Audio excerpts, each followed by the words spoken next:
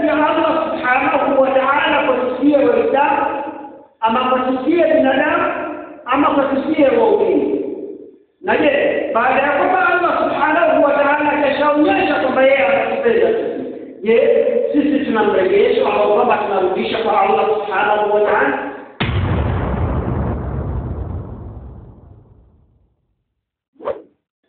Assalamu alaykum wa rahmatullahi wa barakatuh. Assalamu wa rahmatullahi wa barakatuh. الحمد لله الذي هدانا إلى تمسك بدين الإسلام.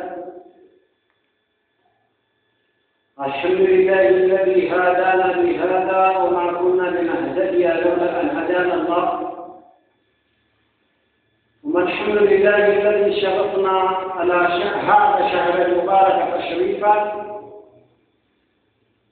وأشهد أن لا إله إلا الله وحده لا شريك له. وأشهد أن سيدنا محمدا عبده ورسوله. نشهد أنه بلغ الرسالة وأدى الأمانة ونصح الأمة وجاهد في الله حق جهاده حتى أتاه اليقين. صلوات ربه وسلامه عليه وعلى آله وأصحابه ومن تبعهم بإحسان إلى يوم الدين. أما بعد، حيث يقول جل سبحانه وسبحانه في منزل بعد أعوذ بالله من الشيطان الرجيم بسم الله الرحمن الرحيم. قل إن كنتم تحبون الله فاتبعوني يحببكم الله إلى آخر الآية. وقال صلى الله عليه وسلم الدين هو المحبة والمحبة هو الدين. صدق الله العلي العظيم وصدق رسول الحبيب النبي الكريم، ونحن على ذلك من الشاهدين والشاكرين، والحمد لله رب العالمين. رب اشرح لي صدري ويسر لي أمري واحلل عقدة من لساني يفقهوا قولي. ربي يسر ولا تعسر وتمم بالخير إنك على كل شيء قدير. أحبابي وأحباب الرسول صلى الله عليه وسلم، أوصيكم ونفسي بتقوى الله إنه قد فاز المتقون.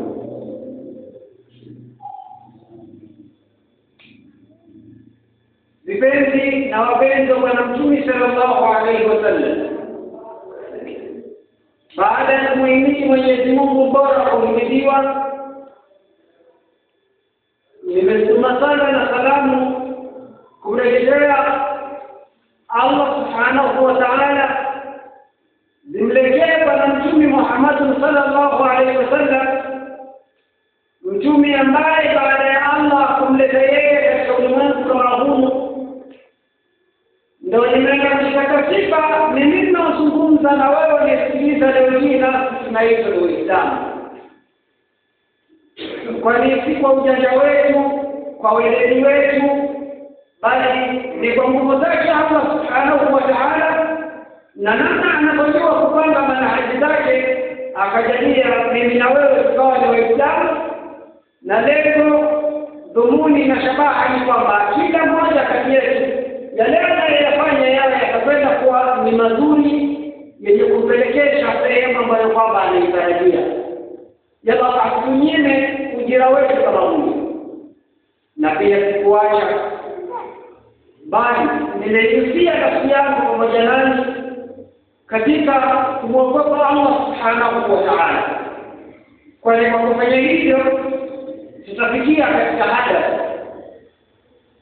Ama baada ya haya, leo hii tulielezana katika darasa iliyopita ya kwamba tutakuja labda kujalabua japo kwa uchache tu mapenzi ya Allah subhanahu wa ta'ala kwa sisi Waislamu, ama kwa sisi binadamu ama kwa sisi waumini. Na je, baada ya kwamba Allah subhanahu wa ta'ala kashaonyesha kwamba yeye anatupenda sisi, je, sisi tunamrejesha au kwamba tunarudisha kwa Allah subhanahu wa ta'ala? Na sisi tunampenda kama namna anavyopenda Allah subhanahu wa ta'ala? Na kama hakumpendi kama anavyopenda, basi tufanyeje mpaka tuwe na tumempenda Allah subhanahu wa ta'ala? Kwa sababu katika kila kona imedhihiri na tunajua kwa yule ambaye kwamba akili yake atailazimisha kufanya kazi, atajua kwamba huyu ni Allah subhanahu wa ta'ala ndiye anayefanya hivi, na afanye kana kwamba yeye Allah anatarajia kuna sehemu labda ikifika anapokea posho ama kuna sala tunamlipa Allah. Bali ikiwa akili yako utataka uwe mbipo, kile utasema ni Allah anafanya for free. Haya yote ni jambo ambalo kwamba mimi na wewe tuweze kumjua Allah subhanahu wa ta'ala kwamba anatupenda, bali mimi na wewe tuchukue jukumu la kurudisha rejesho kama hilo.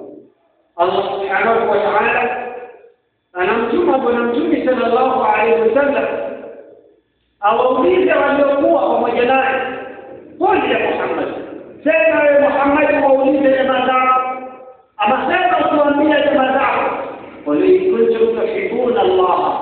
Angalia itakuja moja kwa moja, qul sema ya Muhammad, in kuntum, ikiwa nyinyi masahaba, ikiwa nyinyi ambao kwamba mtawaamini masahaba, ikiwa nyinyi ambao kwamba wataamini watawakubali masahaba, tuhibuna Allah, ikiwa mnampenda kweli Allah subhanahu wa ta'ala.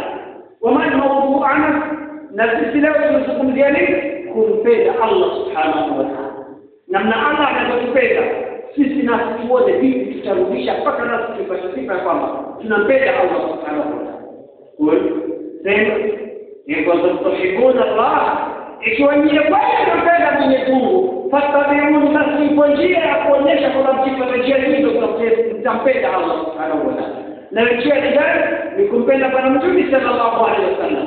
Kwa nini? Moja kati ya zile dalili za kuonyesha kwamba Allah subhanahu wa ta'ala ametupenda na upendo wake ni continuous.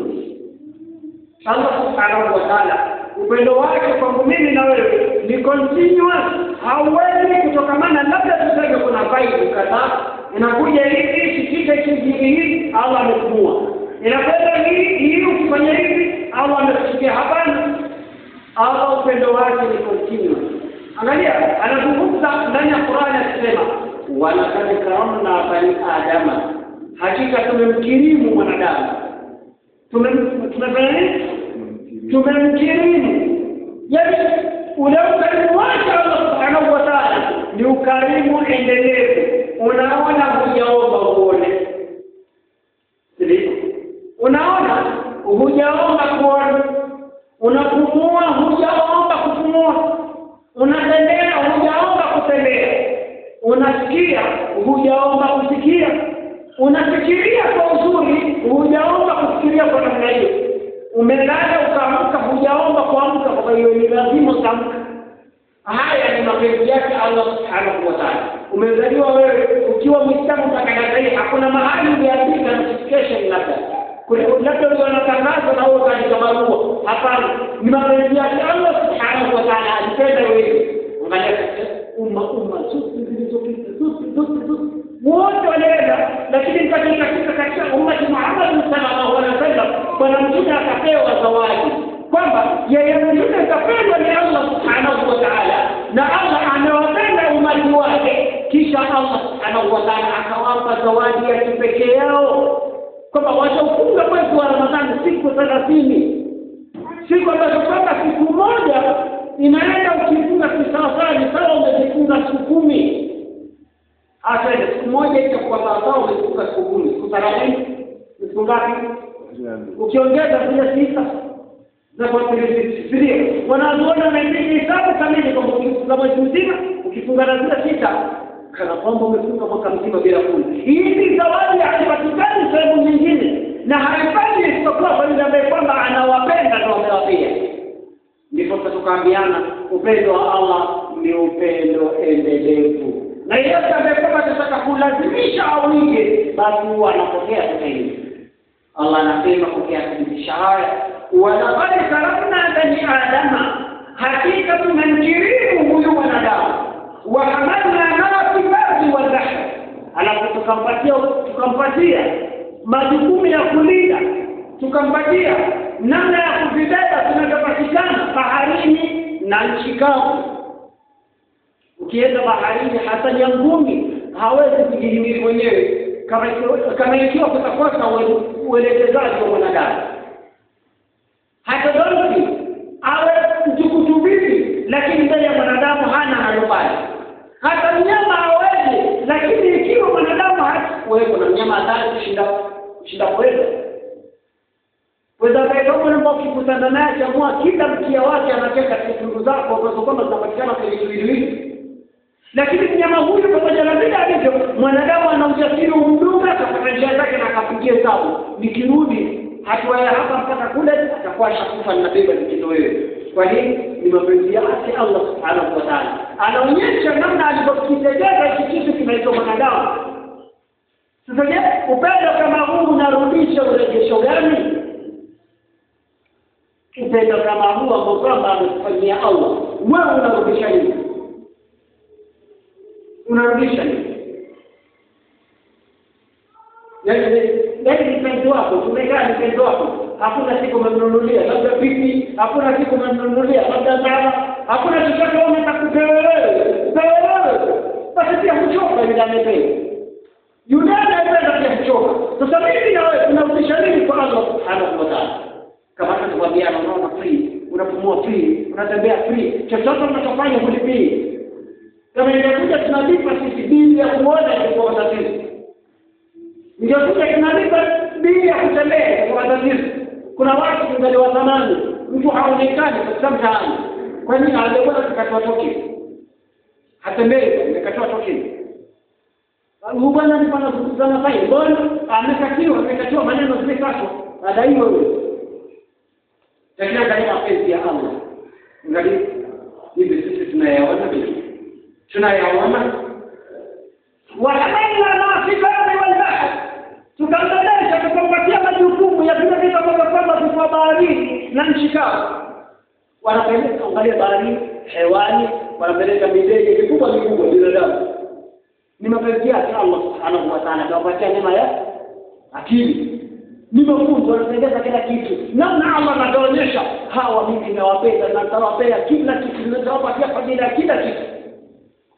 Baharini waangalia maajabu wanatuambia wewe chukua shilingi ya kusha kwenye bahari, ile shilingi inaanza direct.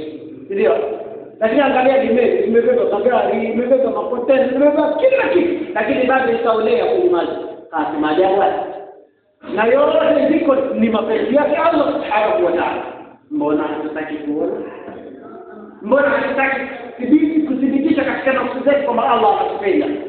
Je, turudi kwa yule anayetupenda ili tukajiweke karibu na anayetupenda baada ya kujua kwamba anatupenda. Anatupenda Allah Subhanahu wa Ta'ala. Kisha Allah anasema katika aya tena wafadhalna, kisha tukamfadhilisha ama tukawafadhilisha hao binadamu ala kathiri mimma tafdila, kutokana na vitu vingi hata kwa tumepewa fadhila, tumepiga ubora, tumevipa maono, basi mwanadamu tumemzidishia fadhila ya kusoma hiyo.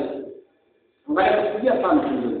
Mchukue mtoto wa miaka 5 alafu mpatie rula ile rula 30 cm alafu apeleke ng'ombe mtoni. Utaona ng'ombe zote kama hivi. Ng'ombe zote kama hivi. Si kwamba mtoto ule utisha. Si kwamba mtoto ule anatisha hapana. Hizi ng'ombe zote zinajua kwamba binadamu ndiye amepewa uongozi hapa. Allah kampenda, kampatia uongozi juu ya mgongo wa ardhi. Wewe mbona unasahau? Mbona nini na wewe tunampenda Mungu for the season? Kuna kitu kukutana na mtu pale. For the season. 30 for 29 days. Siku 30 kwa 29 ndio unamkumbuka Mungu na rudia kwake. Lakini zikisha hizo siku zilizobaki zote Mungu akwenda hofu kwenye akili yako. Zaidi ya hilo Allah Subhanahu wa Ta'ala anaonyesha zaidi mapenzi yake kwa sisi. Tukiambia kwamba allama al-insan ma lam ya'lam. Anafundisha mwanadamu mambo asiyoyajua kama. Mambo ambayo kwamba alikuwa hana taarifa.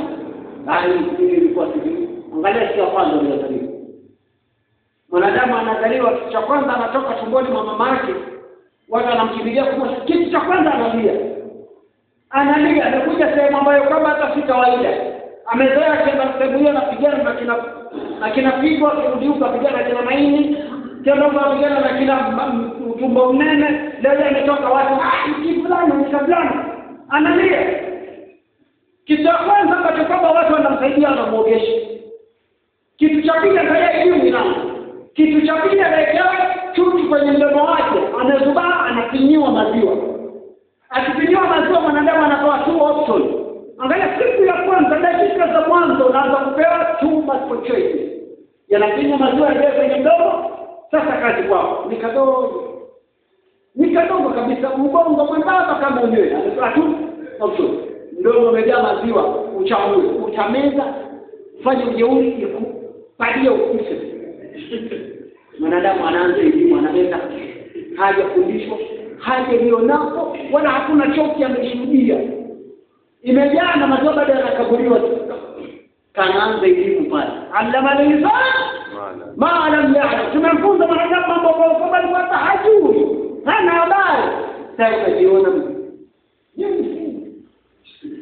tunajiona kila kitu, unapata kila kitu. Haya ni mapenzi yake Allah subhanahu wa ta'ala kwa sisi. Kwa hiyo kuwa na akili siku zote akakumbuka. Angalie Allah subhanahu wa ta'ala anawasifu wale watu waliokuwa na takwa. Anasema wakitembea katika mbingu na ardhi, wanasema rabbana ma hadha ma'ina. Mwenyezi Mungu hujaumba vitu hivi bure tu.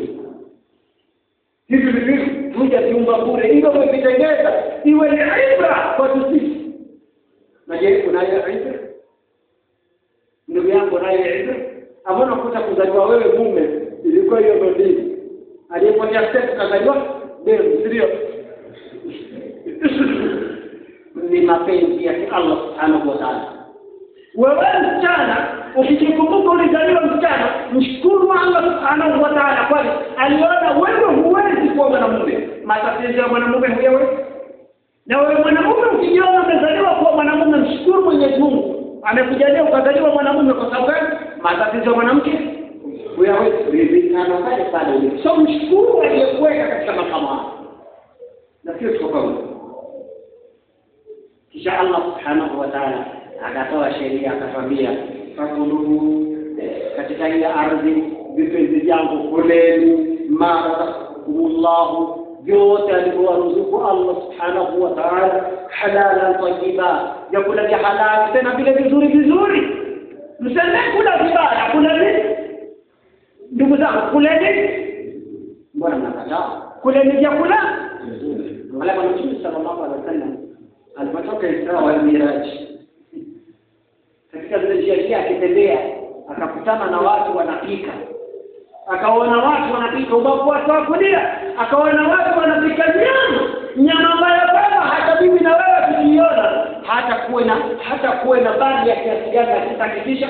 Kama si wewe mwenyewe kushika, basi tutatumia mtu akuelezee kipande cha nyama basi. Nyama inayovuta macho, nyama inayovuta hisia, nyama ambayo kama inavuta pua, nyama ambayo kama akili inakubali hapa ndipo palipo utamu. Lakini cha kushangaza Bwana Mtume sallallahu alaihi wasallam tena anakuja kueleza, anasema alakubabu kuna nyama inanuka mpaka macho yanaathira, hayataki kuona. Cha zaidi ni kwamba nyama hii inabinuka mafunza.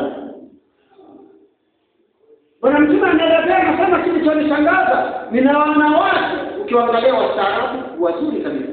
Hao watu wanaachana na nyama ya kunona, nyama iliyoiva, nyama iliyopikika na ikapikwa kisawasawa, lakini wao huondoka wakaenda kuna nyama hii iliyoota inayobinuka mafuta. Akamuuliza mwalimu wake Jibril, kama mfano gani? Huu ni mfano gani? Nikizungumza hivyo yanaduka. Huu ni mfano gani ya Jibril? Akaambiwa haulai ni amthali ummati.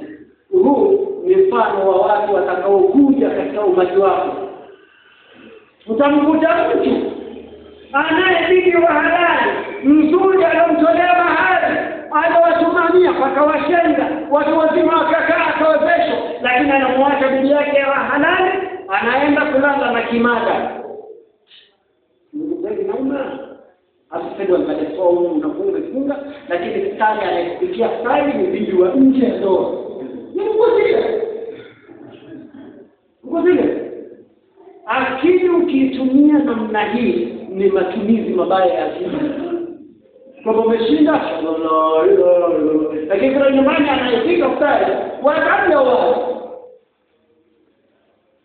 Hebu tuendelee namna anavyopenda Allah, basi tuonyeshe kwamba sisi tuko tayari kwa hili kupendwa ni wewe bwana wewe. Kwa sababu kutoka asubuhi mpaka dakika hizi cha tujana, ndio.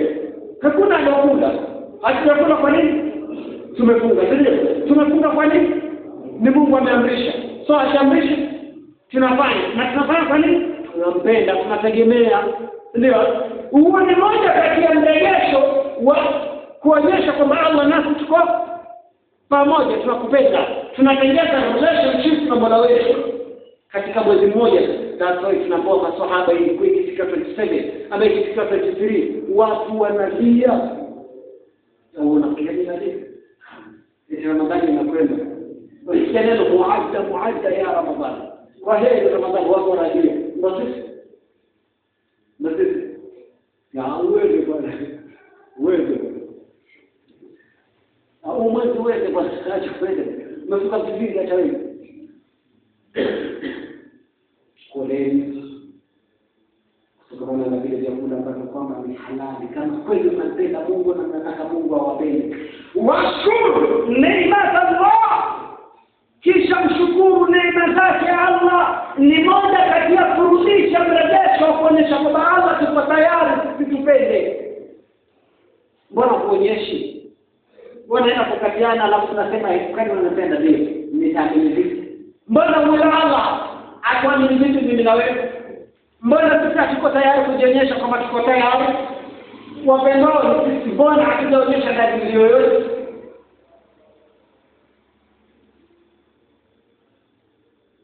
Washukuru neema za Allah. Kisha mshukuru neema zake Allah. Mmoja kati ya neema ametuletea Ramadhani. Ndio? Kama Ibilisi walikuwa hawana Ramadhani. Mbona? Watu wa Nuh walikuwa hawana Ramadhani.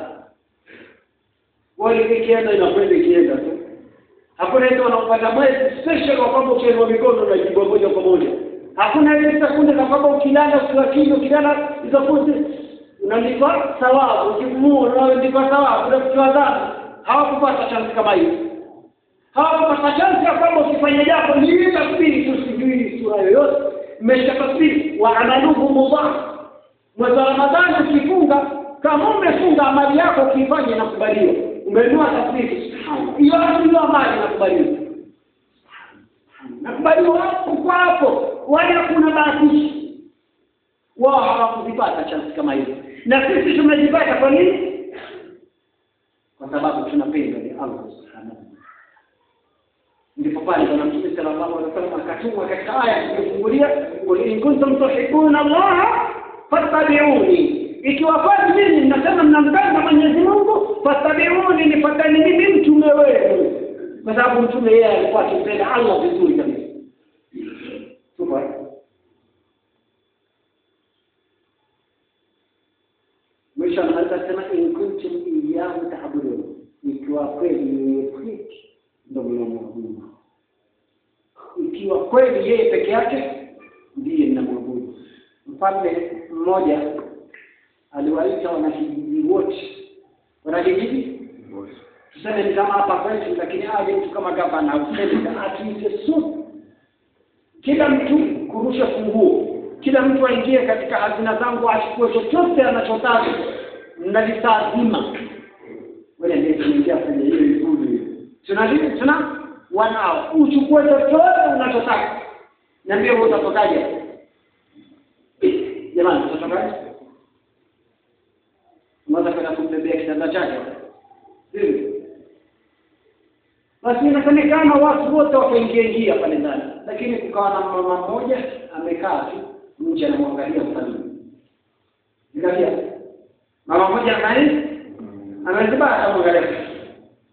Na nataka kuchukua akili za huyu mama kwa sababu sasa kwa mwanzo nani? Yule mama. Mama amesema watu kokota watu walipotoka nje wote. Sasa kaambia kamili sitachukua vitu vyetu, lakini hapa tutamsikize ubi mkubwa anasema nini.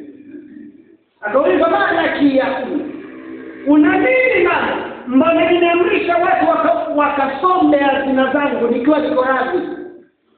Nimeambia watu wakachukua chochote wanachotaka wakiwa radhi nile vitu na mimi nimeridhia. Kulikoni bwana hujaingia? Unajua mama alisemaje? Alisema mimi kule ndani sitaki chochote isipokuwa na ofa moja kile nataka nikupe. Angalia anasema yeye tena mpe mfalme wote. Mbona yeye ongea sasa uhuru. Kwa sababu gani dakika hizi zilizopo ni za nini kuliongelesha si mimi kutoa rai. Akasema mimi kitu nilichogundua ni kwamba hao wote ambao wanaenda kuchukua vitu, hizo vitu wanakwenda kuchukua vitaisha. Tafadhali kama uchukua pesa utatumia tafadhali. Sasa kama sasa okay haya tutaisha na wewe. Akasema mimi nimekita sitaki kuingia ndani kuchukua chochote. Mimi nakutaka wewe pale. Mimi nakutaka wewe kwa sababu najua nikikupata wewe hivyo vya kuisha bado vitakuwa vinaendelea. Wewe hutamalizika. Unajua maanisha sisi tusichukue hivi. Tumtake yeye Allah, tumpende yeye.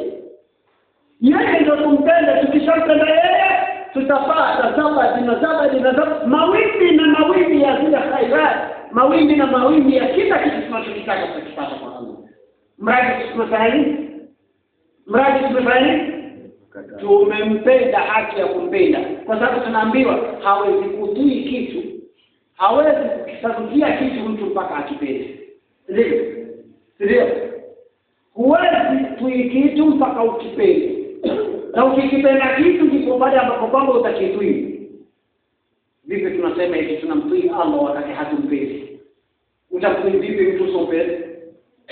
Utamsikizaje usompendi?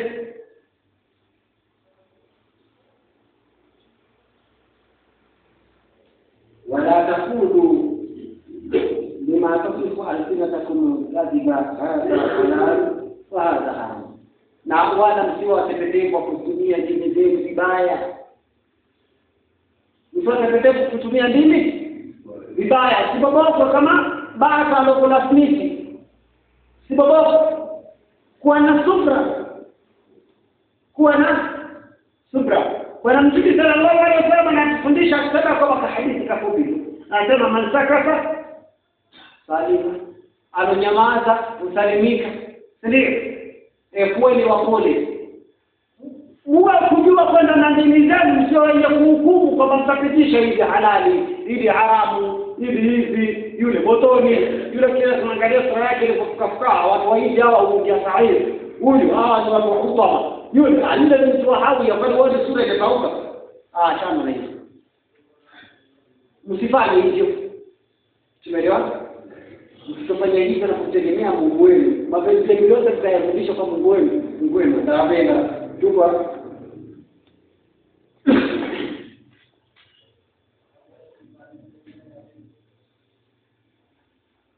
Katika mbili ya ghafilin. Wanamtume rehema mani kufikie anahu kana dhaka yauma. Angalia mapenzi, tunakwenda tuna mapenzi yake Allah subhanahu wa ta'ala kwetu sisi. Uje Allah anatupenda. Sasa ni mimi na wewe, je, tutafanyaje na mapenzi yako wewe kwa Mungu? Ni pale unapomtii kubwa, ni pale unapofanya kwamba amekataa nini haramu kuachana nao. Ni mapenzi ya waziwazi hayo. Mungu amekataa nini haramu, lakini jamaa hawanioni, ukaamua kuifanya, umemkosea Mungu. Chupa utakuwa sahihi, umemkosea Mungu. Kabla tuingie katika hadithi yake, Mtume bwana mmoja akasafiri na mtoto wake, lakini mtoto amekula imani kisawa sana, mapenzi, anampenda Mungu vizuri. Mtoto mdogo barabara anampenda Mungu vizuri. Baba anampenda Mungu, lakini sasa njaa, unajua ndio tukizungumza njaa tunajua sio nje kwa peke yake. Njaa nikimaanisha, na siku zote ndugu zangu napenda kushikana pamoja, tuikemee njaa kama zetu makanisani, tuikemee bakie kwenye tumbo, kwa sababu simuone kipana kwenye kichwa watoto tutashindwa kuwalea. Na wanapotoka ngaishi kila siku kwenda kuchukidike na maradhi milioni. Njaa sio mbele bakie kwenye tumbo. Wenyewe malezi ndio wanajua nasema nini. Njaa bakie. ikipanda huko kuna maelewano mtamzima. Basi akasafiri mzee na mtoto wake, mapenzi ya kweli kabisa. Ndugu zangu, mapenzi ya kweli kwa nani? Kwa Mwenyezi Mungu. Wakati vyakula vyao vyote katika msafara vyote kaisha, tukapita kando ya shamba la wenyewe. Baba asema akaangalia kwenye gate akaona papai naeleweka nisemaje? Asema mwandishi apenda kipapai linamkonyeza yule ndiye chao kile ni mbaya. Unaangalia chakula kuna chakula na tabia nzuri. Asema papai linanikonyeza. Ndio kijana wake akamwambia unaona Mungu maajabu yake. Kuna nini baba? Papai linanikonyeza. Mtoto mwambie papai alikonyezi baba. Ndio wewe ndio uone, wewe utoto wako ndio au kwa baba ndio kwa mama. Lakini kama mama alikonyeza. So nifanyaje kama hivi papai sisi? Wanasemaje vijana? Tunaanguka nalo, ndio? Akampandisha mtoto wake kwenye papai, mtoto akapanda, tunaambiwa robo ya papai, mtoto akashikia miguu. Mwambie ya abi, baba, kuna mtu ananiona. Baba, kuna mtu? Ndio, nataka kuipa kweli hapa, lakini yule ametulia macho nje ananiona. Baba akamwambia, hebu jikaze, usimwangalie. Akamsukuma mpaka nusu ya papai. Nusu ya papai nenda. Mtoto alipofika pale ameshika vizuri akajachia karara akarudi. Ndio kuna mtu ananiona bila chai kipande. Kuna mtu ananiona mwe pa anampelekeza na makofi njani kipanda paka unatoka mishipa ya huko. Mwe utapanda huko. Akaja baba labda upande wewe. Anaeniona mimi siwezi kurudi pale. Baba akaamua kupanda. Ndio baba anapanda zaidi ya nusu. Mtoto akaikoti. Akamwambia muogope Mwenyezi Mungu kana kwamba unamuona. Vile unapomwabudu kana kwamba unamuona. Kama humuoni wewe Mwenyezi Mungu yeye afanye anakuona. Mimi simuogope mwenye hili shamba, nimuogopa ni aliyetengeza mwenye hili shamba ya Abi. Je, umeona kama kuna mtu anatuona? Baba akashika mwenyewe njaa ile hapa mpaka mwenyewe nini. Sasa jambo akilalamika asije kukaja mbinga na uliza mara mna nini? Wakisema tulikuwa tunataka kuiba papai lakini kumbe kuna Allah anatuona. Mbinga akasema wallahi ingia maelfu na maelfu ya waindi hapa hatujawahi kuokoa Musa. Na hawajawahi kupenda kuiba hapa. Akawatungia matunda kisha akawabeba akawapeleka kwa mfalme. Mfalme alikwamba angalia kumpenda Allah namna kunavyolipa. Mfalme alipopata habari na kisa hiki akasema nina hamu ya kuwaona hao watu. Akamwona Shadi mashallah. Na mfalme akasema katika nyumba yangu na mimi nina msichana ambaye kwamba anampenda Allah subhanahu wa ta'ala vibaya sana. Msichana huyu haoni, msichana huyu haongei, msichana huyu hatembei. Ndio barabara kembali. Akulizwa unataka kufanya, akasema huyu msichana wangu nataka kumwozesha kijana wangu. Baba wewe ndio kijana. Umetolewa wasifu kama huu anasemekana mwanamke huyu muoe. Sasa ya kwanza nafikia ni wapi?